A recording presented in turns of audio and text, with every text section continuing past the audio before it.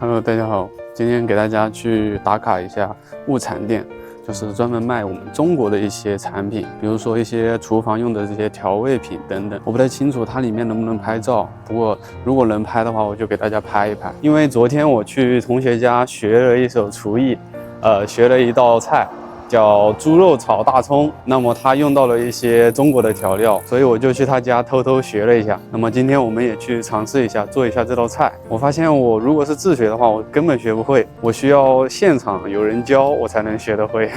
对了，我要跟你们分享一件非常离谱的事情，就我之前不是认识一个日本朋友嘛，然后跟他出去玩的时候，在跟他聊天的时候，我当时了解到。在日本这边，红绿灯上面是没有那个拍照的那个机器的，那么就说明在日本这边，所有的红绿灯都是靠自觉的，所以说这个东西就非常让人震惊，你知道吗？就所有人都靠自己的素质去遵守交通规则，不管是超速也好，还是这个闯红灯也好，纯靠自己的素质，这个确实挺难做到的，我感觉。但在日本这边，很少有人去闯红灯。不管是行人也好，还是汽车也好，都很少有人闯红灯。我目前为止基本上没怎么看到过，但是每一天都有这个警车和救护车的声音，所以说在东京这边交通事故出现的概率还是比较大的，我感觉。虽然说我目前没有亲眼看到过，没有找到呀，根本没有找到物产店。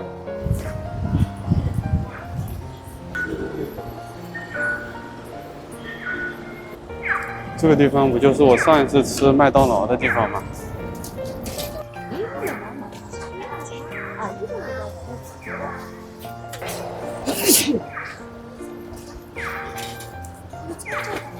上次还说要吃这个 KFC 呢，现在还没吃，也没有看到一家物产店。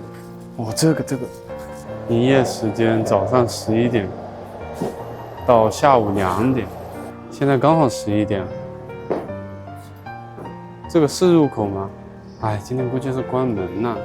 哦，这个是中华料理店，这也不是物产店呀。啊，谢，我真服了。再转一下，再找一找。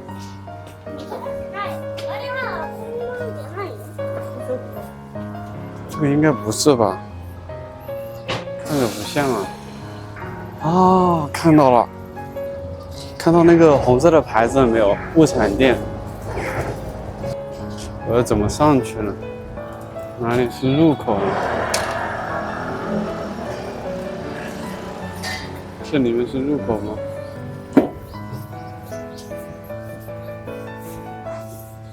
星期天不上班，唉，我真的会谢。周末不上班也太奇怪了吧？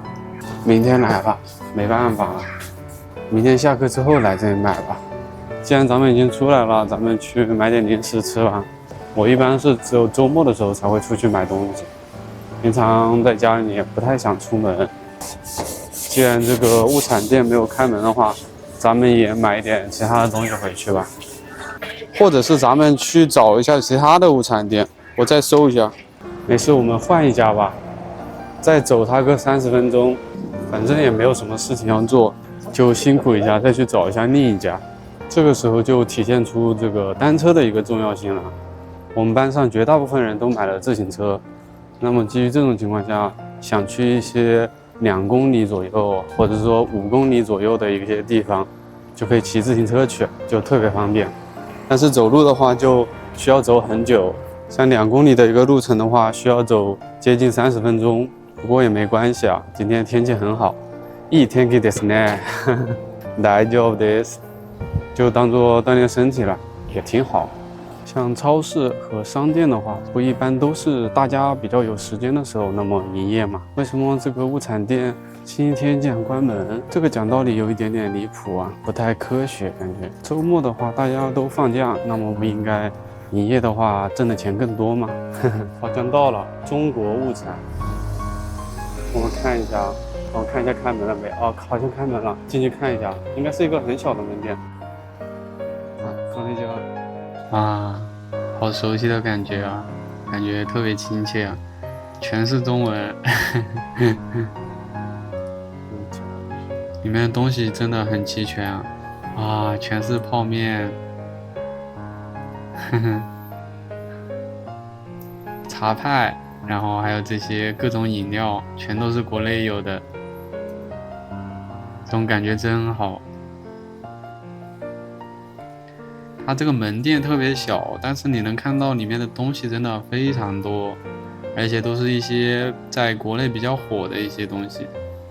这里有非常多的饺子，这些饺子感觉不便宜。我们再往前面看一下，哇，这些全部是厨房的一些调料品啊，太棒了！这简直就是中国人的料理天堂啊！我找到了这个生抽，拿一个。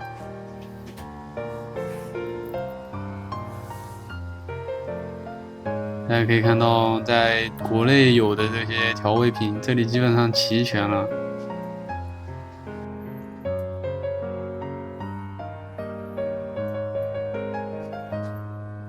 我还看到老干妈，我们买一个老干妈。我不太喜欢这种豆骨的，我喜欢这种风味鸡，这种有鸡肉的这种，感觉味道更棒。但是炒菜好像很多人用那种风味豆骨，不过我还是喜欢用这个鸡肉的。买一个十三香，十三香也是非常厉害的一种調料。黒いりますか？ああ、結構です。大丈夫です。ありがとう。はい。あります。横山。ああ、はい。あ、はい。ありがとう。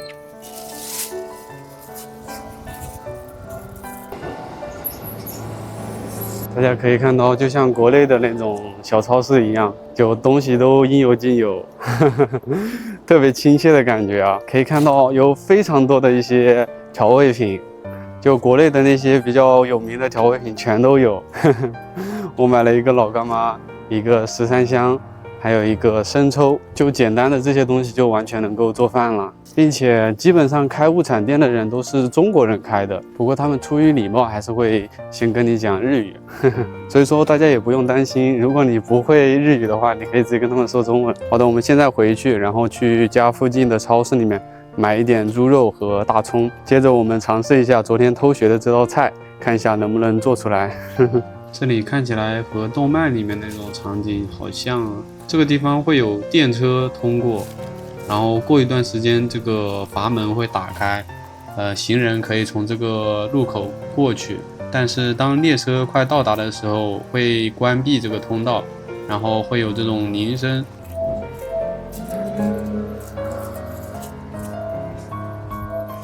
我感觉还是有一点点危险的。为什么这么说呢？如果有一些人情绪比较消极的话，那么他有可能就会去那种地方，对吧？已经到家了。然后我们现在开始尝试做一下这个猪肉炒大葱。先把这个米饭提前帮你煮一下。像我平时吃饭的话，就是这么一小勺，完全够了一个人吃。这么一个小杯子，大概是95克左右，一个人吃完全够了。好的，把这个葱姜蒜给它切一下。我在业务超市买到了这种小米椒，这个小米椒特别辣，和国内的没有任何区别啊，所以说咱们就放一个就够了，不然的话就太辣了。我之前放了5个，有点太辣了，所以说咱们这一次就放一个就够了。这些葱姜蒜不需要太多，就一点点就够了，就去腥，主要是姜的话也是一点点。大葱，这个大葱在日本这边并不便宜啊，这2根葱的话大概180日元，差不多9块钱。我们一个人吃的话，放1根就完全够了。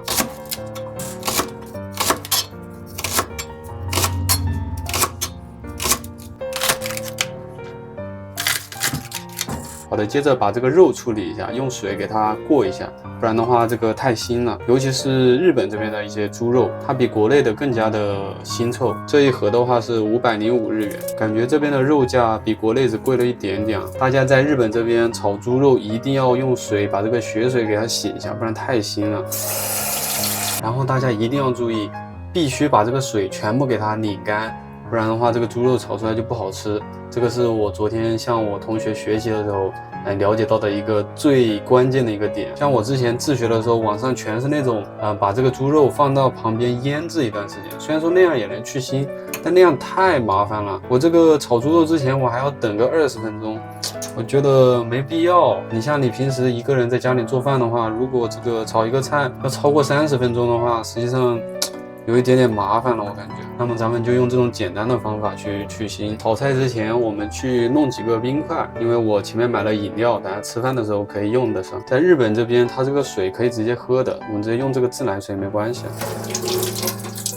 就你喝果汁的时候，如果有冰块的话，会感觉味道更好吃一点。开始起锅烧油，这个电磁炉最高温度只有200度，所以说炒一个菜比较久，需要提前把这个猪肉给它炒熟，然后加一点点调料，给它去一下腥，我们再放到一旁备用，这样子。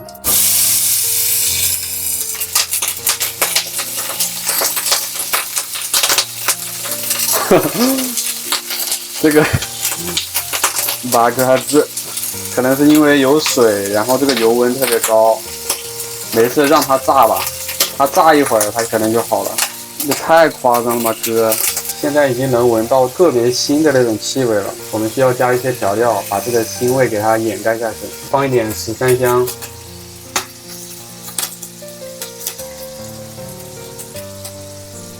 这个不能放太多，放一点生抽。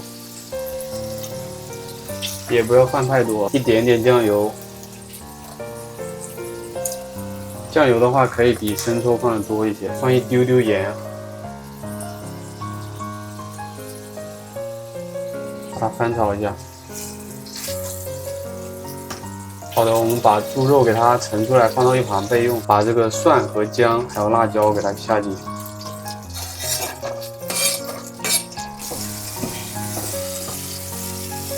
能闻到它特别香的那种气味的时候，可以把这个葱给它放进去了。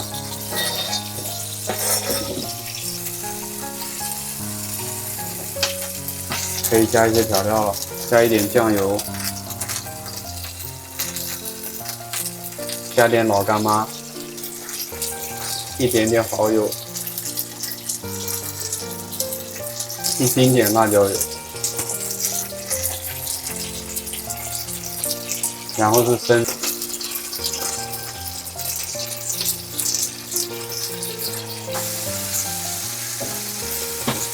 可以放一丁点盐。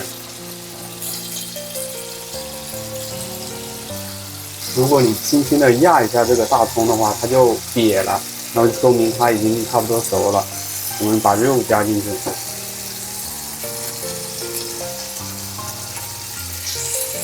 再加一点13香。我当时自己自学去做这个菜的时候，我怎么做都做不好。但是我昨天去同学家现场去看了一下别人怎么做，我感觉一下子就好像看起来很不错了，对吧？实际上已经差不太多了，可以出锅了。不过我们这个电磁炉它的温度特别低，我们可以让它再继续加热一会儿。这个米饭还没熟呢，我们也可以加一丁点料酒，再次去腥。不过实际上已经差不多了，我感觉加不加都问题不大，可以给它简单加一丁点吧。昨天我同学做的时候，他没有加料酒。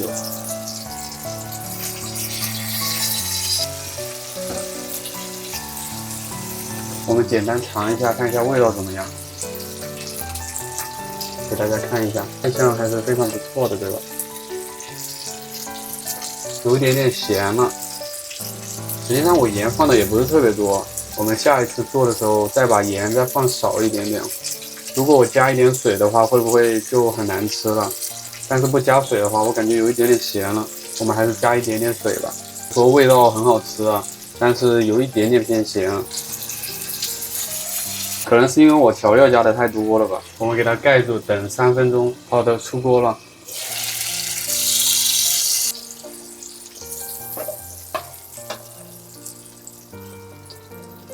我是因为这个前面盐放太多了，导致有点咸，然后放了一些水。大家可以不放水。好的，最后给大家看一下成果。看起来还是比较有食欲的，对吧？就是前面放了一点水，导致它炒的有点久，不过看起来就比较有食欲，比我之前做的好太多了。我自己的话，一般是吃这么1碗米饭就完全够了。我们把这个饮料给它倒一下，こんにちは。ジェクノの上原と申します。何ですか？日本語あ、はい。話せますかね。少し。わかりました。Wi-Fi とかがWi-Fi？今使ってますかね。はい。今どこで Wi-Fi 使ってますかね、会社は。会社、今は留学生です。はい。働きません。わかりました。ありがとうございます。刚刚有个人来这里调查网络和 WiFi 相关的一些事情，我不太清楚。我说我还是学生，在这里读书呢。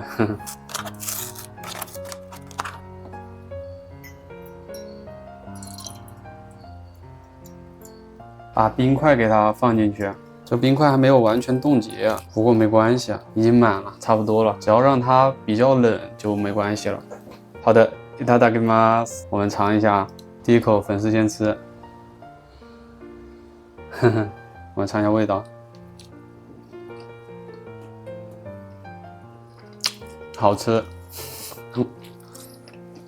不过盐放的多了一丁点，不过能接受。我觉得10分的话能打到8分，这是第一次做这道菜，已经能打到8分就非常不错了。我们再做2次，估计就可以打到8.5分，甚至后面的话就能打到9分了。试一下这个大葱，大葱好好吃啊！大葱我感觉能打到9分，就不咸不淡，刚刚好，特别好吃。开心，主要是感觉自己的厨艺进步了。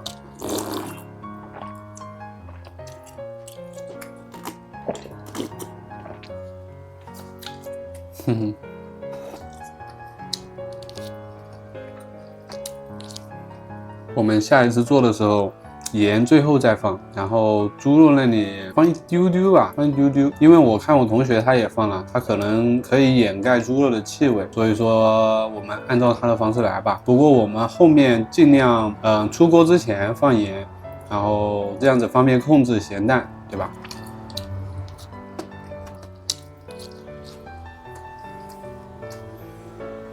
特别有成就感。对了，忘记跟你们提了。我买13香老干妈加上这个生抽，一共是940日元左右，差不多45块钱左右，感觉还好，不算很贵，对吧？我感觉尤其是这个生抽和老干妈，加了这2样东西之后，这个颜色就特别好看，并且味道也好好吃啊。你知道吗？我之前炒猪肉的时候，因为失败过1-2次，所以说我特别害怕炒猪肉。我后面就基本上不买猪肉了，我买的都是这个鸡胸肉。就鸡胸肉，你怎么炒它都不会特别腥。所以说我现在心情特别开心，因为我现在不用害怕这个猪肉了。实际上我感觉放2根大葱会更加合适一点。就你炒完之后，你感觉这个葱好像就只剩一丁点了。刚开始看着很多，不过大家可以看出来，一个人吃饭成本也不算很低。在日本这边，你像2根大葱的话，9块钱差不多。因为我只放了1根，实际上正常情况下放2根也是完全没问题的。猪肉的话，我估计我放了1/3，8、9块钱猪肉，那么一共就是18块钱。加上各种调料，感觉起码这一顿饭接近20块钱成本了。所以说这个在日本这边，自己做饭成本也不算特别低啊。如果你要吃到稍微好一点点的话，也不便宜啊。但是你去外面吃一个这种荤菜，没有30块钱，你不可能走得出门的。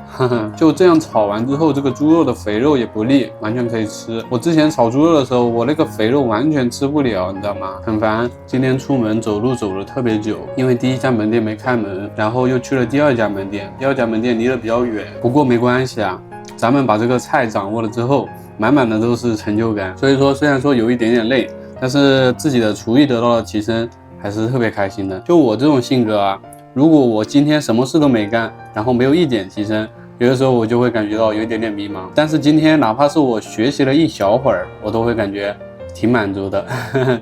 或者是说我某一些地方有一点点进步，我就会感觉特别满足。就我是属于那种躺不平的那种人，但是有些时候也会想着去躺一下，就是放松放松。实际上在2个礼拜前，我也经常感觉到有一点点迷茫，就日语也特别差，什么都不会，然后做饭这些方面做的也不好吃，感觉没有人教，就感觉失去了方向一样。就你自学的话，你这个调料有些不太对，再加上你这个方法，有的时候你简单过一遍，总感觉掌握不了这个要领。但是现在突然间就感觉越来越好了，就是慢慢的自己的日语也在渐渐的提升，加上平时也有做视频，粉丝也在慢慢的增长。现在厨艺也可以去向同学请教，慢慢的也能提升上去，就感觉越来越好了。呵呵。我相当于是完全从零开始来到日本，就什么攻略也没做，然后日语也是基本上啥也不会的那种，就完全是一个普通人的一个写实，就什么东西都是从零开始学。我们简单列举一下，首先你刚到这里，你要学会怎么去坐地铁，怎么坐这个新干线等等，接着你需要去研究怎么去买各种床上或者是说生活用品，紧接着为了节省开销，你需要去学会自己做饭，有些时候做视频，为了考虑用户的一些体验，我们还需要简单的把自己打理一下，然后学一下这个夹头发，学一下这个简单的化妆。最重要的就是这个交流，在日本的话，你的日语必须要特别好，慢慢的你需要把日语提升上去，对吧？所以说我就是一个普通人的一个写实，就慢慢的全部从零开始，慢慢的学习。如果大家也是那种偏 I 人，比较普通的那种人，来到日本之后，也可以去慢慢的看我的视频，跟着我一起慢慢的进步，对吧？大概12月份左右，我们会有这个寒假，到时候我会出去旅游一段时间。实际上我个人是特别不爱出门的，不过我为了这个做自媒体，或者是说你已经来到了一个新的国度，也是有必要出去转一转的，对吧？而且可以带大家看一看日本这边的一些景点，因为我的性格就比较贴地气，有些时候我说话或者是说我做的视频，大家有些时候感觉到好像自己就在附近一样，对吧？